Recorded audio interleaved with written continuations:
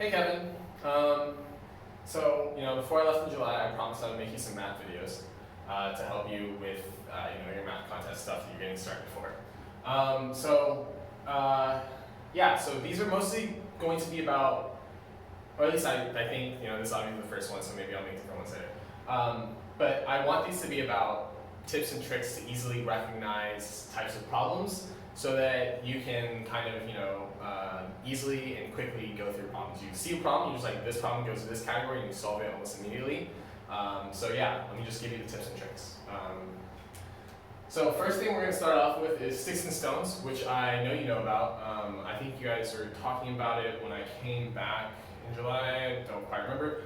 But I know you know about it. And so the formula, but I'm going to give you, like how to recognize easily. So it's just about splitting objects into groups. That's it.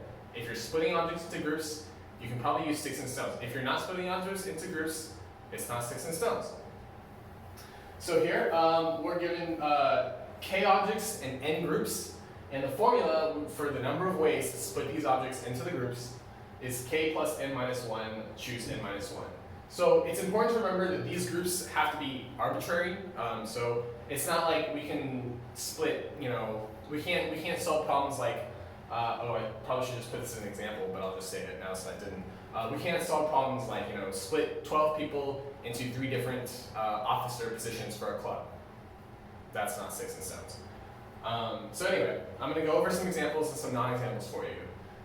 So splitting 24 donuts between 3 people. This is a very clear-cut sticks and stones problem. It says splitting objects into groups. 24 into 3 groups. Check. Choosing 3 donuts from 12 donuts. Is this a sticks and stones problem? We're not splitting anything into any groups here. We're just choosing donuts. So this is not a sticks and stones problem. So no. Choosing 2 donut flavors from 16 flavors. Is this a sticks and stones problem?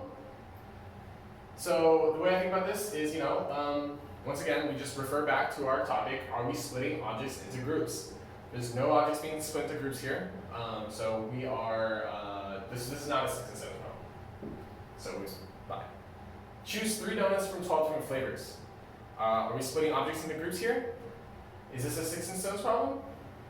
The answer is yes, it is. We're splitting objects into groups. We're splitting 3 donuts into 12 different flavor groups. Now, one of the important things to remember here is that these groups that we're splitting objects into can be size 0. And that's why we can have less objects than the total number of groups and still have the sticks and stones problem. Right. Picking 2 cards from a deck. This, obviously, there's only one number that's given here, so you immediately know we're not splitting any different objects into any different groups, so this is not a sticks and stones problem. Bye-bye. All right. Put 16 balls into 3 boxes, with each box having at least 1 ball. Is this a sticks and stones problem? Well, we have 16 objects, and we have 3 groups. But here we have a slightly different twist on it, where each group has to have at least 1 ball. But since we're still splitting objects into groups, this is a sticks and stones problem. Okay. I'm going to give you a short rundown of how to solve these specific sticks and stones problems because, I hope it'll be helpful and it's easy. So, splitting 24 donuts between 3 people, easy. 24 plus 3 minus 1 over 3 minus 1. Or not over, but choose. What is this? 26 choose 2. That's 26 times 25 divided by 2. That's 13 times 25. That is 325. That's right. You can check my math later. Okay, choosing 3 donuts from 12 different flavors. So what are we doing here? We're splitting 3 donuts into n groups. So 3 plus 12 minus 1 over 12 minus 1. Equals 14, choose 11, which equals 14 times 13 times 12 divided, which is also 14, choose 3, which is 14 times 13 times 12 divided by 6. So 14 times 13 times 2, so 26 times 14. big number.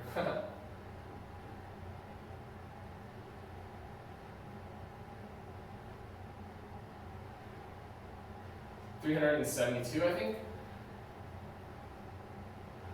No. No, not 372. That's totally wrong.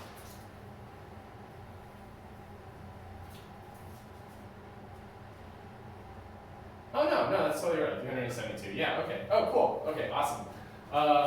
Okay, cool. And then putting 16 balls into 3 boxes with each box having at least 1 ball. So obviously we can't directly apply the formula here. Let me erase my work so I can show my work here. So we can't directly apply this k plus n minus 1 over n minus 1 formula here. What we actually have to do is we have to do a little bit of twist in order to get to this, right? So since we have 16 balls and 3 boxes, but we have the limitation of each box having at least 1 ball, we're going to begin with that assumption that each box has at least 1 ball in it already.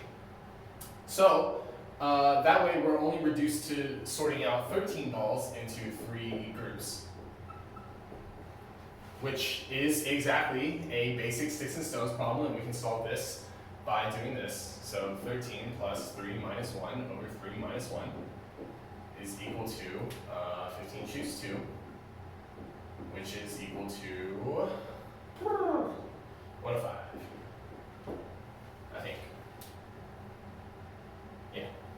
So yeah, I hope this helps. If you have any questions, call me, text me. Bye.